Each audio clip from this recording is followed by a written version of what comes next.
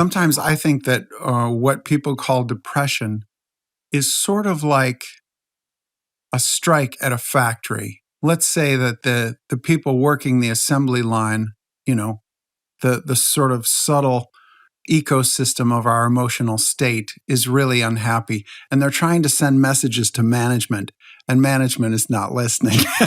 And eventually they say, okay, we're shutting down. Yep. And then management is like, what's wrong? What's wrong? Yeah. Oh, you're listening now? Yeah. Tell you what, stay in bed for about a month and then we'll talk. That's right. That's right. A total walkout. That's what happened. Some people get migraines. I mean, I know this somatic connection to the mind is real. And I was just talking about this yesterday with somebody at a conference. It was still in the 80s. There were medical journals were publishing stuff that said like there's no connection between mind and body. Like that was as recent as the 80s, and so now we certainly.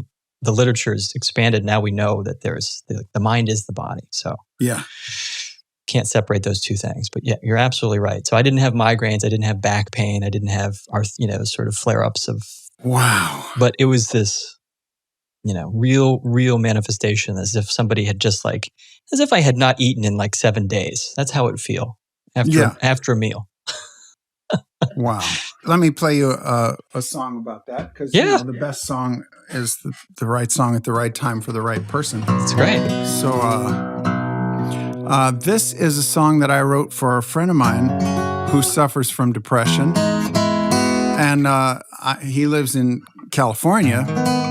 So whenever California is on fire, I call him up and I say, how close is it? And sometimes he says, oh, the wind's going the other way. I think we'll be fine. And sometimes he says, it's right over the ridge, and you can't see across the street. The smoke is so thick. And I say, oh, God, that must be terrible. And he says, well, at least it's a cloud you can talk about.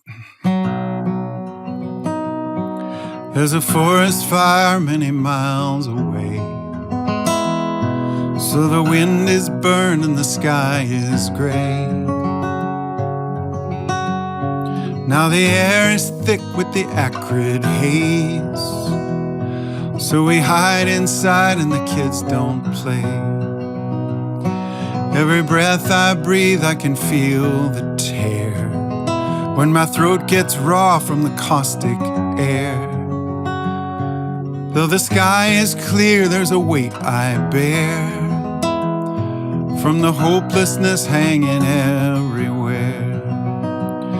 I can't explain my sorrow, so you ask me why I made a cloud of darkness out of clear blue sky. But there's this burn on the wind. It circles round and seeps right in. It's the poison pain in the tales I tell, the mistakes I made that I hate like hell, the forgotten shame with the rotten smell that'll ruin the rain and spoil the well. There's nowhere in my mind to find a place to hide.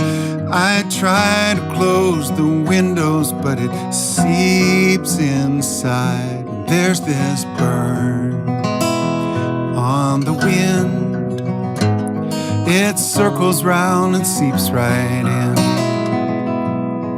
The depression hits when my mind is caught, so my heart gets racked with the pain I fought. It'll burn that black into all my thoughts, putting all I lack into all I've got. I can't explain my sorrow when you ask me why I made a cloud of darkness out of clear blue sky. But there's this burn on the wind. It circles round and seeps right in. That thing about made a cloud of darkness out of clear blue sky, that's why he says this is a cloud at least you can talk about. Because when he tries to talk about depression, people say, oh, your life is so good, cheer up. And for him, it's just something he is breathing in with every breath and trying not to, let his eyes tear up. And when they say you made a cloud of darkness out of clear blue sky, makes him feel like he's doing it, like he's guilty. So this song was just trying to have compassion, comparing it to something that everyone can see and no one would deny, like a real life-threatening thing.